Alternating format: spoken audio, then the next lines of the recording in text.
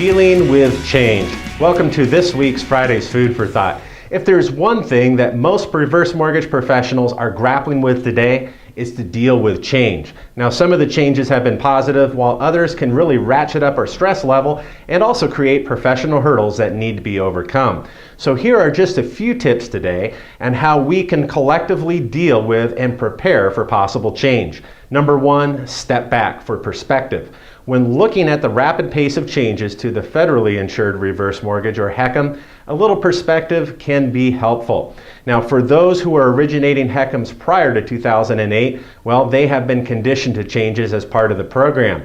But for those who began originating reverse mortgages a few short years ago, they may find program fixes more challenging.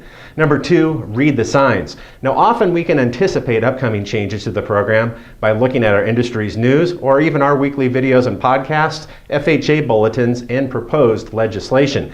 Case in point, displaced surviving spouses not on title. Now, the momentum that began to build with the negative press and AARP's lawsuit, it actually foreshadowed a policy change, which will in fact begin this August, allowing younger co-borrowers under 62. Number three, make a plan. Strategize how you will adapt your present business model today to not only adapt but also benefit from the changes to the HECM program. One example, the allowance for younger co-borrowers under 62. This opens up a potential niche market for senior homeowners with younger spouses.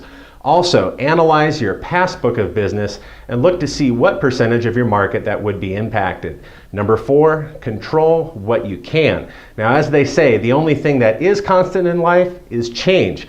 And that said, we can only control just one thing, and that's our attitude. Now, this reaches far beyond mere positive mental attitude or PMA, but rather it protects the filter through which we view all of life's circumstances and challenges. Number five, network. Make a point to reach out to select colleagues via LinkedIn, email, or by phone. Or even better yet, attend a regional or national NORMLA meeting and then network with those who are facing the same challenges that you are.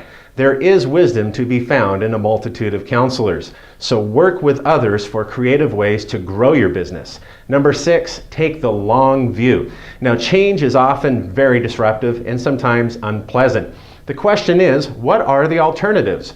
Now, while still debated amongst many professionals, HUD's changes were necessary to ensure the longevity of the home equity conversion mortgage program for seniors and also to silence the demands of even some lawmakers who sought to cease the program altogether. And number seven, and lastly, don't stop. If it's not broken, don't change it.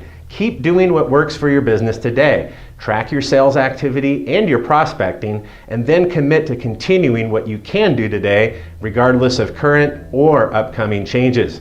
Question is, how do you deal with changes to your industry? Share with us what works for you in the comment section below, and have a great weekend.